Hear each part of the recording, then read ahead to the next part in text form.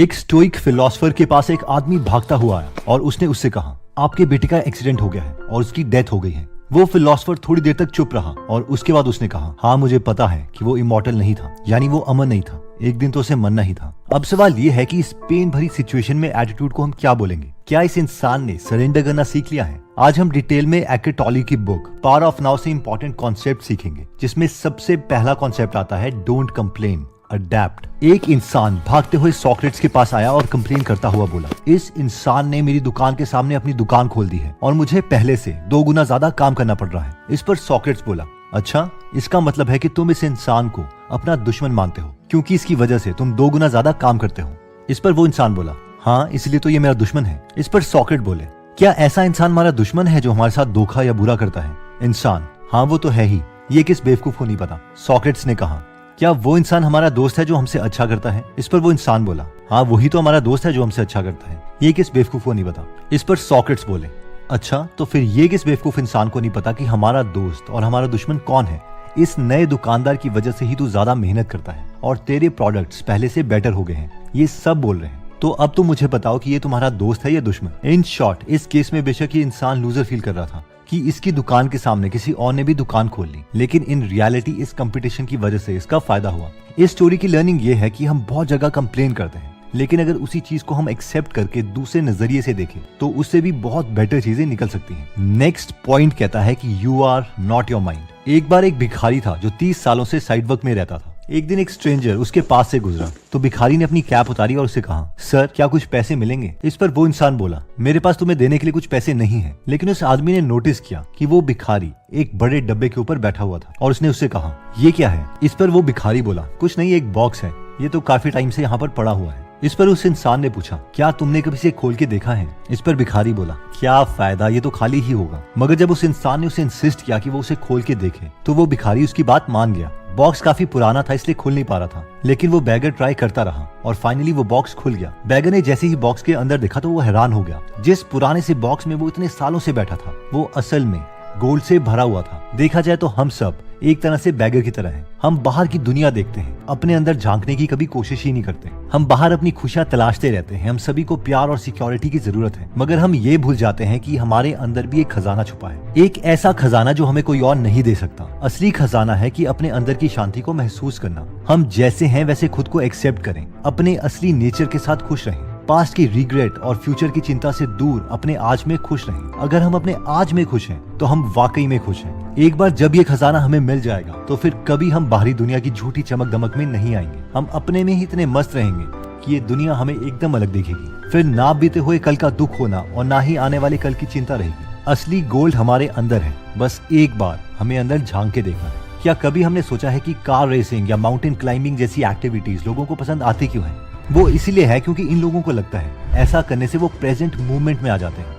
बहुत से लोगों को प्रेजेंट मूवमेंट फील करने के लिए कोई पर्टिकुलर एक्टिविटी करनी पड़ती है। यही वजह है कि अक्सर लोग खुश रहने के मौके ढूंढते हैं। एक बार एक मास्टर ने अपने स्टूडेंट से पूछा, इस वक्त किस चीज की कमी है? स्टूडेंट सोच में पड़ गए कि सवाल का आखिर जवाब क्या दे। सब शांत होकर सोच रहे थे। बस यही वो चीज थी जो शोर में नहीं मिलनी थी, यानी शांति। किसी को भी शांत करने के लिए सिंपल सी स्ट्रैटेजी बहुत अच्छी है। कहने का मतलब है कि हमें अपने अंदर की शांति और खूबसूरती महसूस करनी है, जिसके लिए हमें ऊंचे पहाड़ों पे जाने की जरूरत नहीं है। काम पर जाते हुए हमने रास्ते में काफी सारे पेड़ देखे होंगे, पर हमने इन पेड़ पौधों को शायद ही डिटेल में कभी नोटिस किया होगा, क्योंकि अक्सर हम अपनी ही परेशानियों में खोए रहते हैं। अगर हो सके तो हमें भी कभी इन पेड़ों को डिटेल में नोटिस करना चाहिए, रिलैक्स करना चाहिए और हमें कुछ डिफरेंट फील होगा, और वो डिफरेंस है नाउ। नेक्स्ट पॉइंट कहता है कि accept the relationships as it is. एक आदमी और एक औरत मिलते हैं और दोनों में प्यार हो जाता है। उस औरत से मिलने के बाद उस आदमी को एक कंप्लीटनेस का एहसास होता है। जब भी वो उसे मिलता था उसे लगता था जैसे दुनिया में उन दोनों के अलावा कोई और है ही नहीं। उसे फील होता था जैसे दोनों एक हो गए हों, और वो औरत भी उस आदमी के प्यार में पूरी तरह से डूबी हुई थी। उसे अपने स्पेशल होने का एहसास होता था। उन दोनों का ये रिश्ता एकदम परफेक्ट था। फिर वो आदमी धीरे धीरे डिमांडिंग होने लगा। वो उस औरत को लेके बहुत पॉजेसिव हो गया। उसे डर था कि कहीं वो उसे छोड़कर चली ना जाए। वो औरत भी जेलस और पॉजेसिव फील करने लग गई।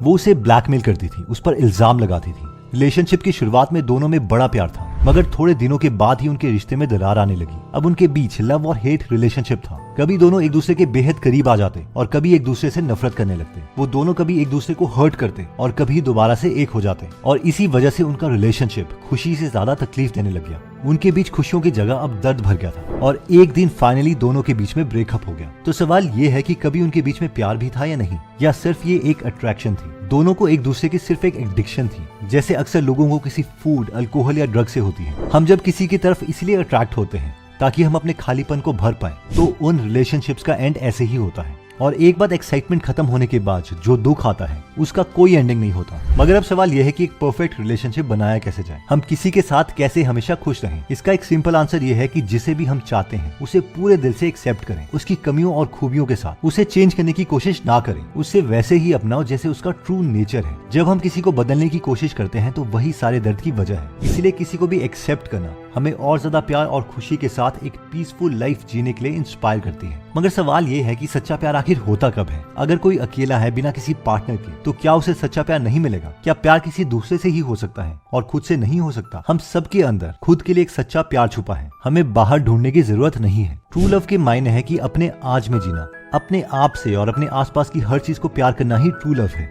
और ये बात सच है, क्योंकि सच्चा प्यार कभी छोड़कर नहीं जाता और ना ही नफरत में बदलता है। सच्चा प्यार हमेशा के लिए जिंदा है। नेक्स्ट पॉइंट कहता है the meaning of surrender, be a loser. Surrender का मतलब है कि जो अभी हो रहा है हम उसे बिना किसी डर के एक्सेप्ट करें। यानी हमारी लाइफ जैसे अभी है वैसे उसे एक्सेप्ट करो। जब कुछ भी गलत होने लगे तो पहले हमें उसे एक्सेप्ट करना पड़ेगा। उस वक्त जो भी सिचुएशन है हम उसका सोल्यूशन बिना नेगेटिव हुए भी निकाल सकते हैं। जैसे कि मान लो हम कीचड़ में फंस गए हैं। अब यहाँ सरेंडर करने का ये मतलब नहीं है कि हम कीचड़ में ही फंसे रहें, बल्कि ये मतलब है कि हम इस सिचुएशन को इग्नोर ना करें। हम रियलिटी को एक्सेप्ट करें कि हाँ, हम कीचड़ में फंस गए हैं और अब हमें बाहर निकलना है। मगर इसके लिए किसी और को ब्लेम करना या गुस्सा करना गलत बात होगी, क्योंकि ऐसा करके हमें कुछ फायदा नहीं होने वाला है। आप इमेजिन करो कि आप नाइट में वॉक लिए निकले हो, बाहर काफी कोहरा है और किसी वजह से आपको क्लियर नहीं दिख रहा है, लेकिन आपके पास एक पावरफुल फ्लैश लाइट है जिसकी हेल्प से हम आगे बढ़ सकते हैं। ठीक यही सिचुएशन हमारी लाइफ में भी है। ये घना कोहरा हमारी लाइफ की डिफिकल्ट सिचुएशंस है, मगर जो हमारे हाथ में फ्लैश लाइट है वो है हमारा कॉन्शियस, जिससे हम अपना रास्ता बनाते हुए आगे बढ़ सकते हैं। एक पावरफुल लाइट के साथ चलना बहुत आसान हो जाता है। ये हमें चलने में हेल्प करती है और हम अपनी नाइट वॉक एंजॉय कर सकते हैं। जब हम अपने सिचुएशन के साथ सरेंडर करने से इनकार कर देते हैं तो ये दुनिया हमें नेगेटिव लगने लगती है। हमें हर टाइम डर लगने लगता है कि अब आगे क्या होगा अगर कोई डिजास्टर हो जाए, अगर कोई बुरी मुसीबत आ जाए। हम हर किसी पे शक करने लगते हैं, हमको खुद पे यकीन नहीं रहता और इसका इफेक्ट हमारी फिजिकल बॉडी पे भी पड़ता है। हमारी बॉडी वीक हो जाती है, हमें लगता है कि हम बीमार हो गए। जब भी हमें लगे कि हम इस कोहरे में फंस रहे हैं तो इस सिचुएशन में हमें याद रखना है कि एक पावरफुल फ्लैश लाइट हमारे अंदर ही मौजूद है। आप शायद ये बोलो कि लाइफ में इतनी चीजें होती हैं, लेकिन हम कहेंगे कि सिर्फ उसी पर फोकस करो जो अभी उस वक्त आपके सामने है, यानी आपके आज पर फोकस करो। उसे हर हाल में सरेंडर कर दो और एक्सेप्ट करो और फिर उसके बाद एक्शन लो। सरेंडर का ऑपोजिट होता है रेजिस्टेंस, यानी ब्लेम करना, रिग्रेट करना, डरे रहना, और ये सारी फीलिंग्स हमें और भी नेगेटिव बनाती है। इससे बेटर है कि हम इन पर कंट्रोल करें। नेगेटिव इमोशंस को अपने आसपास ना आने दो। पूरी तरह कॉन्शियस होने पर ही हम बेस्ट सोल्यूशन सोच पाते हैं। हो सकता है कि इस एग्जैक्ट मोमेंट पर भी आप बहुत प्रॉब्लम्स के कीचड़ में फंसे होंगे और जिसकी वजह से शायद हम अपने पेरेंट्स या सोसाइटी को ब्लेम कर रहे हैं। हम अपने उन सारे गलत डिसीजंस के बारे में सोच रहे हैं जो हमारी लाइफ के लिए हैं। हम सोच रहे होंगे कि यही लाइफ, अब हमारा कुछ नहीं हो सकता, हमारी प्रॉब्लम्स कभी दूर नहीं हो सकती। लेकिन एक मिनट रुको, पहले एक डीप ब्रेथ लो। हमें सरेंडर करने की जरूरत है।